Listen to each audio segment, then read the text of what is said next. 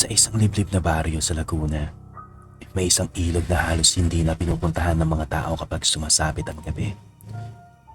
Hindi dahil malalim ito, hindi dahil malakas ang agos, at lalong hindi dahil sa mga mababangis na hayop na nakatira doon. Ang dahilan ay isang lumang paniniwala na ilang dekada nang ipinapasa ng mga matatanda sa mga bata. Kapag may nakita kang babaeng nakaputing damit sa tabi ng ilog pagkatapos ng hating gabi, huwag mo siyang tatawagin. Huwag mo siyang lalapitan. At higit sa lahat, huwag mong sasabihin ang pangalan niya. Dahil kapag narinig ka niya, malalaman niyang may taong nakakaalala pa sa kanya. At kapag malaman niyang may nakakaalala pa, hindi na siya titigil sa paghihintay. Makalipas ang 15 taon, bumalik si Andrew sa baryo. Hindi niya pinangarap na bumalik. Sa totoo lang, matagal na niyang gustong kalimutan ang lugar na yun. Lumaki siya sa isang maliit na bahay na nakatayo ilang metro mula sa ilog. Bata pa lamang siya ay sanay niyang marinig ang mga kuliklik, palaka at tubig na dumadaloy sa gabi. Ngunit mayroon ding mga bagay na hindi niya kailanman naintindihan. Ang dahilan kung bakit ipinagbabawal sa kanya ng kanyang ina na lumabas pagkatapos ng 10:00. Ang dahilan kung bakit hindi sila kailanman dumadaan sa ilog kapag gabi. At ang dahilan kung bakit sa tuwing nababanggit ang pangalan ng isang babae na nanggangalang Sarah, biglang tumatahimik ang kanyang ina. 15 taon nang lumipas mula nang umalis si Andrew. Lumuwas siya sa Maynila, nagtrabaho, nagkaroon ng sariling buhay, at unti-unti niyang pinilit na burahin ang lahat ng alaala ng kanyang kabataan. Ngunit isang tawag mula sa baryo ang nagpabalik sa kanya. Patay na ang kanyang ina at naiwan sa kanya ang lumang bahay. Wala nang ibang kamag-anak na gustong mag-asikaso nito. Kaya kahit ayaw niya, kailangan niyang bumalik.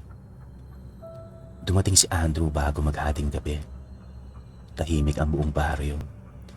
Ang dating maliit na tindahan sa kanto ay sarado na. Ang basketball court na dati niyang pinaglalaruan ay may mga bitak na ang sahig. Ang ilang bahay ay nawasak na. Ang iba naman ay halos wala nang nakatira. Naglakad siya sa lumang daan patungo sa bahay ng kanyang pamilya. Pagpapalapit siya, napansin niyang hindi gaano nagbago ang lugar. Nandun pa rin ang malaking puno ng mangga. Nandun pa rin ang lumang balon. At sa likod ng bahay, nandoon pa rin ang ilog. Huminto siya. Hindi niya alam kung bakit. May kakaibang pakiramdam sa kanyang dibdib. Parang may isang bagay na matagal nang naghihintay sa kanyang pagbabalik. Nagpatuloy siya sa paglalakad. At nang makarating siya sa harap ng bahay, may narinig siyang tunog. Isang mahinang awit. Boses ng babae. Napatingin siya sa ilog.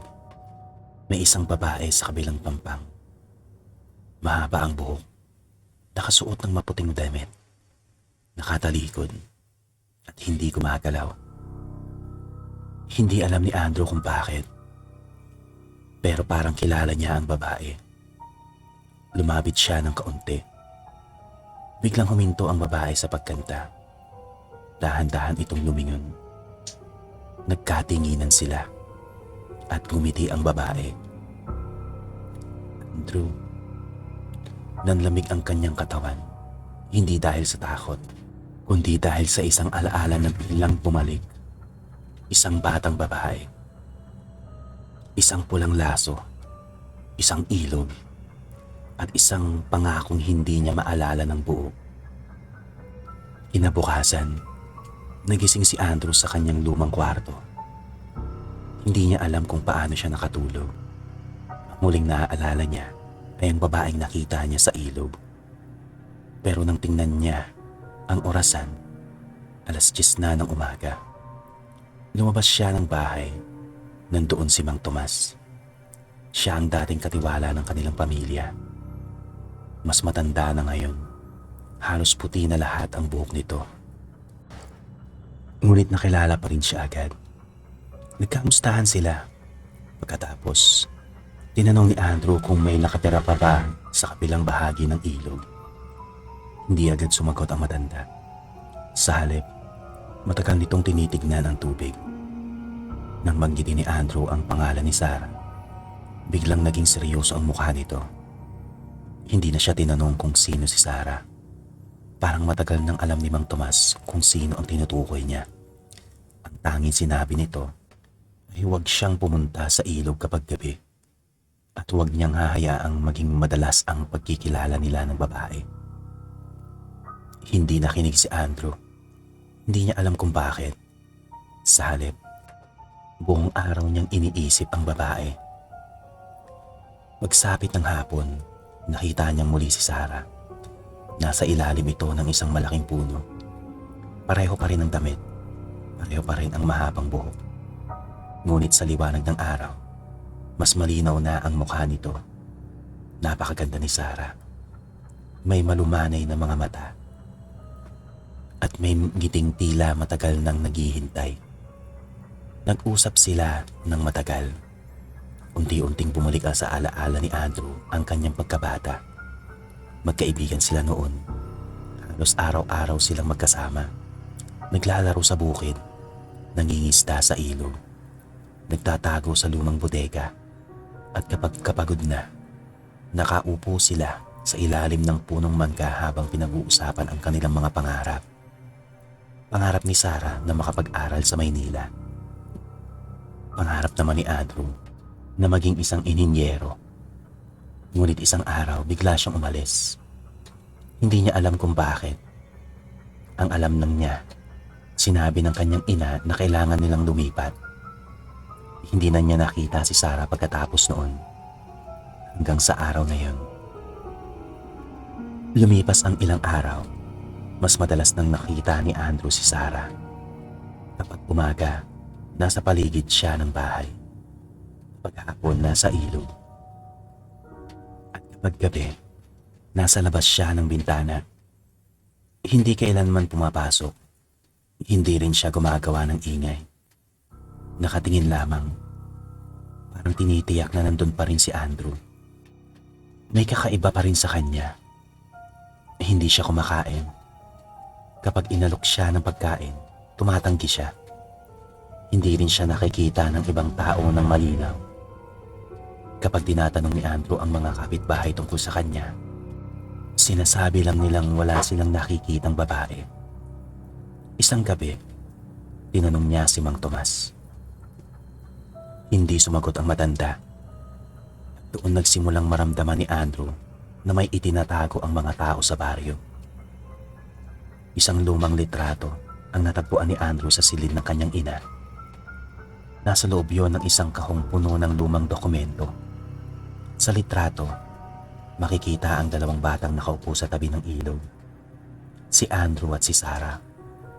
Sa likod ng litrato ay may petsa. Agosto 17, 2011. At may isang maikling sulat. Hindi ko alam kung paano ko sasabihin sa kanya. Walang pangalan. Walang paliwanag. May isa pang papel sa ilalim nito, mas luma at mas mahabang sulat. Doon niya unang nalaman ang buong kwento. 15 taon na ang nakalipas. May isang napakalakas na bagyo. Buong gabi ang ulan. Umapaw ang ilog. Maraming bahay ang binaha. At sa gabing yun, nawawala si Sarah. Hindi siya natagpuan. Ilang araw siyang hinanap. Sa bukid, sa ilog, sa mga kalapit na baryo. Ngunit walang nakakita sa kanyang katawan. Sa kalaunan, ipinagpalagay ng lahat na nalunod siya. Ngunit may isang bagay na hindi sinasabi sa mga tao. Bago mawala si Sarah, pumunta siya sa bahay ng pamilya ni Andrew. Hinahanap niya si Andrew. Ngunit wala siya roon. Ayon sa sulat ng ina ni Andrew, sinabi niya kay Sarah na umalis na si Andrew. Hindi na babalik. Ngunit hindi iyon ang totoo. Naroon si Andrew sa bahay ng gabing yun, natutulog. Hindi siya pinayagang lumabas ng kanyang ina. Hindi niya alam na naghihintay si Sarah sa labas. At hindi niya alam na sa kabilang bahagi ng bakuran, isang batang babae ang unti-unting nilalamon ng baha. Napaupo si Andrew sa sahig. Hindi niya maipaliwanag ang nararamdaman. Galit, panghihinayang, at higit sa lahat, matinding lungkot. Bakit nagsinungaling ang kanyang ina? Bakit hindi siya pinayagang makita si Sarah? At bakit hanggang ngayon ay nandito pa rin ang babae? Mula nang malaman ni Andrew ang katotohanan, nagsimulang magbago ang baryo. May mga yapak na lumilitaw sa putik. Palaging basa. Palaging nakaharap sa bahay ni Andrew. Walang bakas na papalik. May mga tunog na paglalakad sa bubong. May mga katok sa mga bintana. Ilang beses nang narinig ng mga kapitbahay ang isang babaeng umiiyak sa gabi. Hindi lamang si Andrew ang nakakapansin. Isang batang lalaki ang natagpuang nakatulog sa tabi ng ilog. Hindi niya maalala kung paano siya nakarating doon. Isang mangingisda naman ang biglang tumigil sa pangingisda matapos makita ang isang babaeng nakatayo sa tubig. At isang matandang babae ang nagsabing nakita niya si Sarah na naglalakad sa gitna ng kalsada. Ngunit nang lapitan niya, nawala na ito.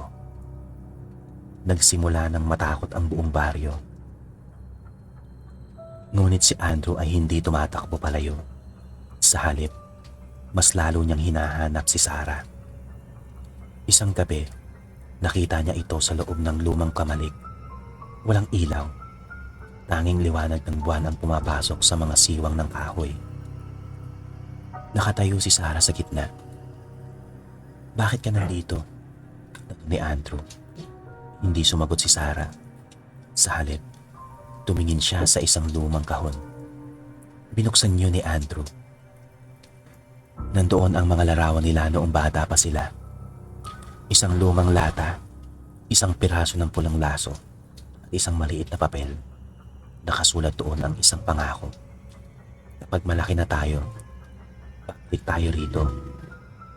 Naramdaman ni Andrew ang pagbigat ng kanyang dibdib. Naalala niya. Sila mismo ang sumulat noon. Hindi niya natupad ang pangako. Ngunit hindi yun ang tunay na dahilan kung bakit hindi makaalis si Sarah. May isa pang bagay. Isang bagay na hindi pa niya alam. Sa tulong ni Mang Tomas, nalaman ni Andrew ang isang lumang bahagi ng ilog na matagal nang tinatakpan ng mga halaman. Doon daw huling nakita si Sarah. Pumunta sila roon bago lumubog ang araw. Sa ilalim ng putik, may nakita silang lumang kahoy. At sa ilalim nito, isang maliit na kahon na metal. Nang buksan nila, may mga sulat. Lahat ay para kay Andrew. Hindi niya natanggap ang kahit isa. Mga sulat mula kay Sarah bago siya mawala. Sa mga unang sulat, masaya pa ang Mang Tono. Inukwento niya ang kanyang mga pangarap, kanyang mga plano. Gusto niyang gawin kapag nagkita silang muli. Ngunit habang lumilipas ang mga araw, nagbabago ang mga sulat. Mas maikli, mas malungkot, hanggang sa huling sulat. 3 pangungusap lamang. Kung hindi ka dumating, hihintayin pa rin kita. Kung hindi mo ako marinig, sisigaw ako. Kung hindi mo ako makita, hahanapin kita.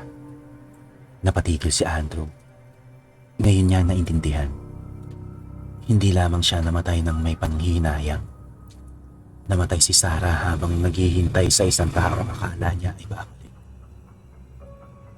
Mula noon, nagsimulang magpakita si Sarah sa iba't ibang lugar. Sa kusina, sa hagdan, sa lumang kwarto at sa hardin. Ngunit hindi na siya mukhang mapayapa. Minsan ay nakatingin lamang siya kay Andrew. Minsan ay umiiyak. At minsan, tila may ibang presensyang nakapaligid sa kanya. Isang gabi, biglang namatay ang lahat ng ilaw sa bahay. Narinig ni Andrew ang tunog ng tubig, ngunit walang ulan. Unti-unting bumaha ang sahig. Tubig mula sa ilog. Mabilis itong tumataas. At sa gitna ng tubig, lumitaw ang isang batang babae. Si Sarah noong bata pa siya, nakatingin sa kanya, humihingi ng tulong. Naintindihan ni Andrew na hindi siya dapat lumaban. Hindi siya dapat tumakbo. Kailangan niyang harapin ang gabing yun. Kaya lumakad siya papunta sa ilog. Sa ilalim ng buwan, naghihintay si Sarah. Ngunit sa pagkakataong ito, hindi siya nakaputing damit. Nakasuot siya ng damit na suot niya noong gabing mawala siya. Basang-basa, maputla, at may mga sugat sa kanyang mga paa. Hindi na siya mukhang babae na naghihintay. Mukha siyang taong hindi pa nakakatanggap ng pagkakataong magpaalam. Lumapit si Andrew. Hindi siya umatras. Ilang sandali silang nagkatinginan. At sa wakas, sinabi niyang ang mga salitang matagal nang kailangan marinig ni Sarah. Patawad. Isang salita lamang, ngunit tila iyon ang unang pagkakataon na may nagsabi nito sa kanya. Biglang bumigat ang hangin. Umikot ang mga dahon. Lumakas ang agos ng ilog. Sa paligid ni Andrew, nagsimulang lumitaw ang mga alaala ng nakaraan. Batang Andrew. Ang batang Sarah. Ang kanilang mga laro. Ang kanilang mga pangako. Ang araw na umalis si Andrew. Ang gabing dumating ang bagyo. At ang batang Sarah na nakatayo sa labas ng bahay, naghihintay. Naghihintay. At patuloy na naghihintay. Sa huling alaala, nakita ni Andrew ang kanyang sarili na natutulog sa loob ng bahay. Si Sarah ay unti-unting tinatakay ng baha. Hindi niya ito nakita noon. Ngunit ngayon, nakita niya ang lahat. At doon siya tuluyang napaiyak. Hindi dahil sa takot, kundi dahil sa bigat ng katotohanang maaari sana niyang mabago ang lahat kung alam lang niya. Ngunit wala na siyang magagawa. Lumapit siya kay Sarah. Hindi kita nakalimutan. Nakatitig lamang sa kanya ang babae. Matagal lang akong hindi nakabalik. Unti-unting nagbago ang mukha ni Sarah. Nawala ang lungkot at nawala ang galit. At sa unang pagkakataon, nakita ni Andrew ang dating Sarah, ang batang babae na kasama niyang nangangarap sa tabi ng ilog. Ngumiti siya, at sa mahinang hangin, tila narinig ni Andrew ang kanyang huling salita. Alam ko. Pagsikat ng araw, nawala ang lahat ng bakas ni Sarah. Wala nang yapak, wala nang tunog, wala nang babae sa tabi ng ilog. Naging tahimik ang lugar. Hindi nakalimot si Andrew, ngunit natutunan niyang tanggapin ang nakaraan. Ipinagawa niya ang lumang bahay. Hindi niya ito binenta. Ginawa niya itong tahanan para sa mga batang walang matirahan. Ang dating madilim na bakuran ay nilagyan niya ng mga halaman. Ang lumang kamalig ay inayos. At sa tabi ng ilog, nagtayo siya ng maliit na hardin. Sa gitna nito, nagtanim siya ng puno ng sampagita. Hindi niya nilagyan ng pangalan. Hindi niya nilagyan ng rebulto. Dahil ayaw niyang manatili ang alaala ni Sarah bilang isang bulto. Gusto niyang maalala ito bilang isang batang babaeng, isang kaibigan, isang taong may pangarap. Makalipas ang ilang taon, naging ibang tao na si Andrew. Mas tahimik, mas mapagpasalamat, at mas maingat sa mga pangakong binibitawan. Isang gabi, habang naglalakad siya sa tabi ng ilog, narinig niya ang isang pamilyar na awit. Huminto siya. Sa kabilang pampang, may isang babae. Nakaputing damit, mahaba ang buhok. Ngunit hindi na siya natakot. Hindi siya lumapit, hindi rin siya tumawag. Tumayo lamang siya roon. Makalipas ang ilang segundo, ngumiti ang babae at unti-unti itong nawala kasabay ng liwanag ng buwan. Hindi na muling nakita ni Andrew si Sarah. Ngunit bawat taon, tuwing sasapit ang araw ng kanyang pagkawala, naglalagay siya ng isang pulang laso sa puno at ng sampagita. Hindi bilang alay sa isang multo, kundi bilang alaala sa isang taong minsang naging mahalagang bahagi ng kanyang buhay. At sa paglipas ng panahon, tuluyan ang nakalimutan ng baryo ang takot sa ilog. Muli nang naliligo roon ang mga bata kapag hapon. Muling nangingisda ang mga matatanda. Muling naririnig ang tawanan sa tabi ng tubig. Ngunit may isang bagay na hindi nagbago. Kapag sumasapit ang hating gabi at liwanag ng buwan, minsan ay may mga taong nagsasabing nakakakita sila ng isang babae sa kabilang pampang. Hindi siya nananakot. Hindi siya lumalapit. Hindi siya tumatawag ng pangalan. Nakatayo lamang siya roon, nakatingin sa lumang bahay. At kapag may hangin na dumadaan sa mga puno, tila may maririnig na mahinang awit. Isang awit ng isang batang babae na matagal nang naghihintay. Ngunit ngayon, hindi na siya naghihintay kay Andrew. Naghihintay lamang siya sa gabi, sa katahimikan, sa ilog, sa alaala ng isang buhay na minsang naging kanya. At marahil, iyon ang pinakamalungkot na bahagi ng kwento. Hindi lahat ng multo ay naghahanap ng paghihiganti. May ilan na nananatili dahil sa isang bagay silang gustong marinig bago sila tuluyang makaalis. Minsan, isang patawad. Minsan, isang salamat. At minsan, isang simpleng paalam. At kay Sarah, sapat na ang narinig niyang iyon mula kay Andrew. Dahil pagkatapos ng maraming taon ng paghihintay, sa wakas, nakauwi na rin siya.